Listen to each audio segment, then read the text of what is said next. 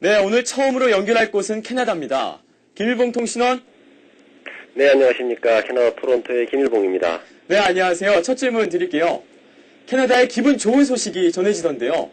토론토가 세계 10대 경제 도시로 선정이 되었다고요. 그 소식부터 전해주시죠. 네, 토론토가 세계 10번째 경제 엔진 도시에 선정이 됐습니다. 미국 경제 전문지 포브스 웹사이트는 6일 발표한 세계 10대 경제 도시 리스트에서 토론토를 10위에 올려놨습니다. 포브스는 각 도시의 경제 규모, 성장 비율, 생활비, 삶의 질을 종합적으로 비교해서 경제적 파워를 결정했는데요. 리스트에는 1위 런던을 포함해서 홍콩, 뉴욕, 도쿄, 시카고, 서울, 네, 서울 6위군요. 그리고 파리, 로스앤젤레스, 샹하이가 토론토보다 앞순위에 랭크됐습니다.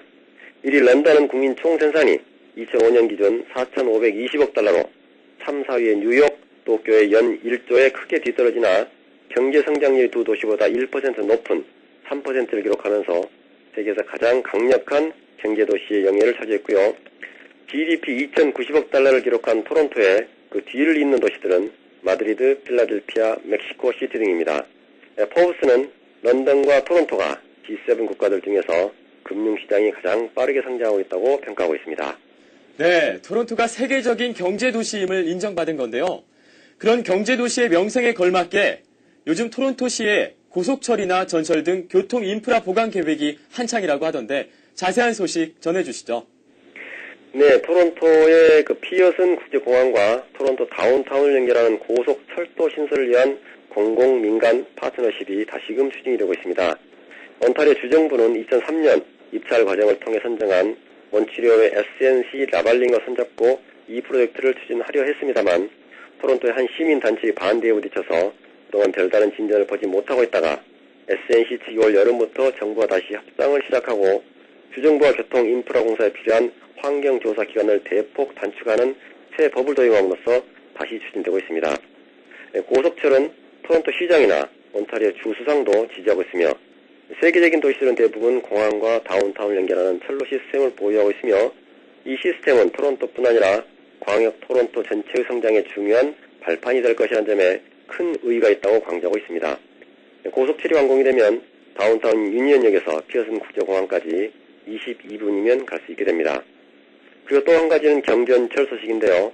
토론토 대중교통위원회는 스카보로의 케네디역에서 이토비코의 마틴그로브 로드까지 에글링턴 애비뉴에 따른 동서 연결 경전철 노선을 신설할 구체적인 계획을 앞으로 공개할 예정입니다.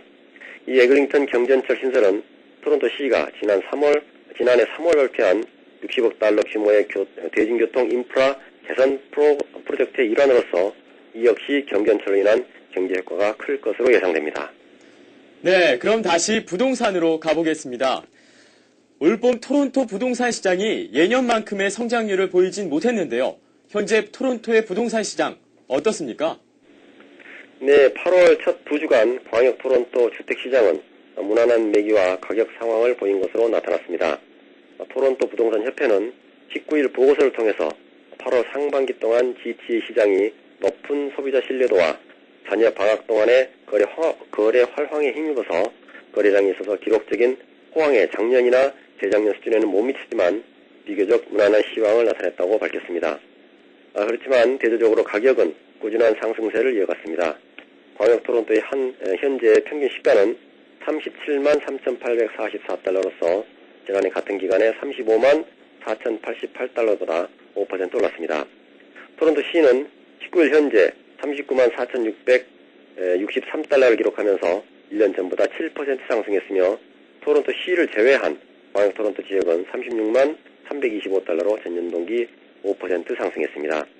이 기간 중에서 특별히 거래가 늘어난 지역을 살펴보면 오로라는 단독주택이 선도적인 매기를 형성하며 거래 물량이 1년 전 같은 기간보다 21% 증가했으며 윗비 또한 활발한 단독주택 거래에 힘입어서 12% 늘어나며 그 뒤를 이었습니다. 미시사가의 스트리트빌 지역은 타운하우스가 인기리에 매매되면서 거래 물량이 전년 동기 대비 8% 늘어나며 전 주거 형태에서 거래 활량을 보인 토론토 다운타운도 6% 늘어났습니다. 네, 요즘 부동산 시장이 침체기라 찬바람만 쌩쌩 부는데 말씀을 들어보니까 토론토는 비껴간 듯 하네요. 꾸준한 성장을 보이고 있군요. 그런데 이번에 캐나다에서 캐나다 경력 이민 제도를 도입한다는 소식을 접했는데요. 캐나다 경력 이민 제도란 무엇인지 이에 대한 자세한 소식 전해주시죠. 네, 캐나다에 유학해서 졸업했거나 합법적으로 일한 사람이 캐나다 내에서 영주권을 신청할 수 있는 캐나다 경력 이민 제도가 도입이 됩니다. 연방 이민성이 발표한 규정안에 따르면 캐나다 국공립대학이나 전문대 또는 각 주정부 교육법에 따른 사립교육기관에서 수학한 유학생의 경우 영주권 신청 전 2년 중 12개월 이상을 캐나다에서 근무했으면 영주권을 신청할 수 있으며, 또한 취업비자로 캐나다에서 일한 경험이 있는 경우 신청 전 3년 중 24개월 이상을 캐나다에서 근무했으면 역시 영주권 신청 자격이 주어집니다. 이 제도가 시행이 되면 선이주 후 이민 형태의 정착 시나리오를 이용하는 사람도 늘어날 것으로 보이는데요. 캐나다 이민성은 그동안은 해외에서 인력을 데려오는 데 집중했으나 이 제도는 캐나다 내에서 필요한 인력을 확보하는 데 큰 의미가 있다고 밝히고 있습니다. 점점 언어 능력을 중시해가는 분위기인 것 같습니다. 기술 이민을 계획하시는 분들은 영어 능력 향상에 꾸준한 노력을 더 해야 할 것으로 보입니다. 네, 상반기가 지나고 하반기를 이제 막 시작해서 그런가요? 각 나라마다 달라진 생활제도에 대한 기사들이 눈에 띄던데요. 캐나다의 생활제도에는 변화가 없는지 궁금합니다. 최근에 변경된 제도가 있으면 자세한 설명 좀 해주세요. 네, 앞으로는 토론토에서는 음주운전 혐의로 2번 이상 적발될 경우 차를 영구히 압수하게 됩니다.